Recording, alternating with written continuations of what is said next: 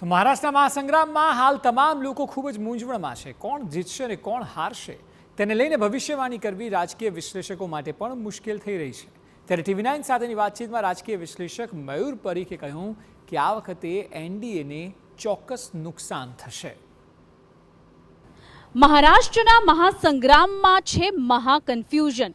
Confusion એટલા માટે કારણ કે એનસીપી અને શિવસેના અને સાથે જ બીજી જે તમામ ઇન્ડિયા અલાયન્સની વાત કરીએ કે મહાવિકાસ આઘાડી કે મહાયુતિની વાત કરીએ, ઇક્વેશન્સ કે સમીકરણો તમામ દળોના એટલા જુદા જુદા થઈ ગયા છે જે આજ સુધીના મહારાષ્ટ્રના રાજનીતિક ઇતિહાસમાં કોઈ વખત નથી રહ્યા. આ તમામ મુદ્દે વાત કરવા મારી સાથે અત્યારે હાજર છે પોલિટિકલ એનાલિસ્ટ મયુર પરીખ. સ્વાગત છે TV9માં. સૌપ્રથમ એ જણાવો કે અત્યાર સુધીની મહારાષ્ટ્રની પોલિટિક્સની જે હિસ્ટ્રીની આપણે વાત કરીએ, આ 2024 લોકસભા ચૂંટણીમાં જેવા સમીકરણો છે આની પહેલાં કોઈ વખત નથી રહ્યા. ઓવરઓલ સિનેરિયો શું લાગી રહ્યો છે તમને આ વખત? મહાકન્ફ્યુઝન?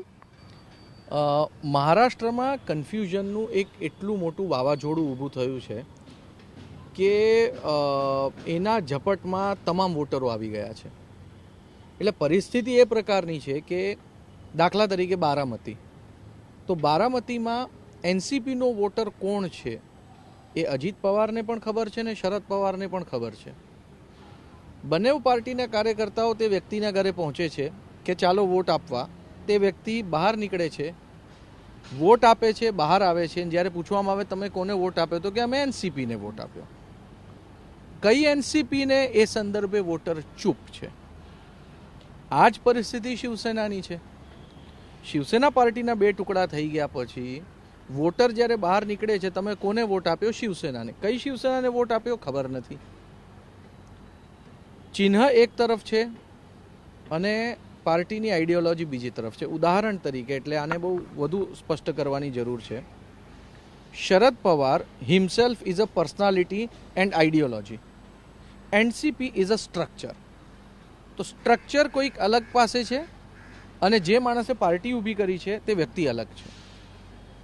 ઉદ્ધવ ઠાકરે પાર્ટીનું સ્ટ્રક્ચર, પાર્ટીનું સિમ્બોલ કોઈ અલગ વ્યક્તિ પાસે અને ઠાકરે સરનેમ એ કોઈ અલગ વ્યક્તિ પાસે.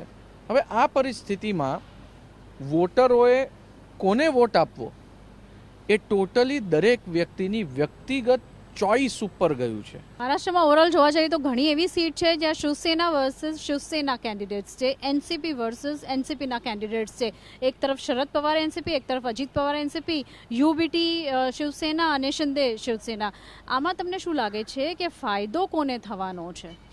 આમાં બે તરફનું ગણિત છે અને બંને તરફના ગણિતને સમજવાની જરૂર છે. જે શિવસેના વિરુદ્ધ શિવસેના છે એમાં એનડીએની ગણતરી એ પ્રકારે છે કે એકનાથ શિંદેની શિવસેના ઉદ્ધવ ઠાકરેની શિવસેનાના અમુક ટકા વોટ તોડશે અને તૂટેલા વોટમાં પૂરેપૂરા બીજેપીના વોટ ભળશે. એ પરિસ્થિતિમાં એનડીએનું માનવું છે કે તેઓ ચૂંટણી જીતશે. ઇન્ડિયા એલાયન્સનું એવું માનવું છે કે ઉદ્ધવ ઠાકરેના નો ડાઉટ થોડા વોટ ઓછા થશે, પરંતુ સાથે કોંગ્રેસ પાર્ટી અને એનસીપીના વોટ ઉમેરાશે. હવે બંનેએ પોતાના સમીકરણ સાથે ચૂંટણીની લડાઈમાં ઉતર્યા છે. લગભગ 5 સીટ ઉપર ભાજપ અને શિવસેના આમે સામને છે. 13 સીટ ઉપર શિવસેના વિરુદ્ધ શિવસેના છે. 5 સીટ ઉપર એનસીપી વિરુદ્ધ એનસીપી છે. જે જગ્યા પર હોર્ડિંગ પડી હતી, કેટલાક લોકોના મોત થઈ ગયા હતા, એને પણ એક મુદ્દો બનાવવામાં આવ્યો છે. શું કઈ રીતે જોવો છો તમે આ પૂરો સિનેરિયો? હોર્ડિંગ પડી ગયું એ હું નથી માનતો કે વડાપ્રધાન મોદીએ ફૂંક મારી હોય ને હોર્ડિંગ પડ્યું. હોર્ડિંગની નીચે લોકો કચડાઈ ગયા. એ મુંબઈ શહેરની ગમખ્વાર ઘટનાઓમાંની એક ઘટના છે અને જે શહેર આંતરરાષ્ટ્રીય શહેર છે તેમાં થવું એ કેટલી હદે શરમજનક છે એ મુંબઈ મહાનગરપાલિકાના અધિકારીઓએ સમજવાની જરૂર છે. કેટલી સીટો મળશે મહાયુતિને કે મહાવિકાસ આઘાડીને? કન્ફ્યુઝન.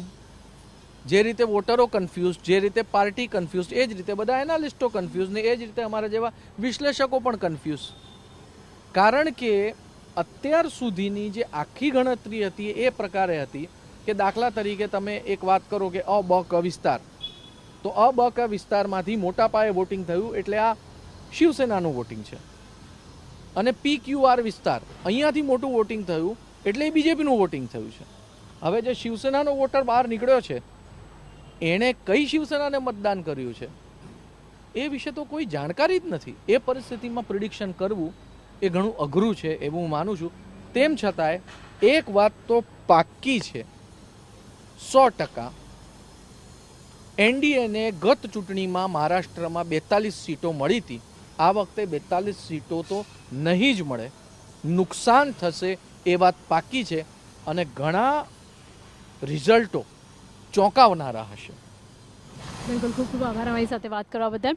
તો જે રીતે મયુર પરીખ જણાવી રહ્યા છે, આ વખત મહારાષ્ટ્રના મહાસંગ્રામમાં જે મહાકન્ફ્યુઝન, પણ કઈ પાર્ટીને આનું નુકસાન થશે અને કોને આનો ફાયદો થશે તે જોવું રહ્યું. જ્યારે 4 જૂનના રિઝલ્ટ આવશે ત્યારે ખબર પડશે. કેમેરા પર્સન ઉર્વેશની સાથે નીરુ, TV9 મુંબઈ.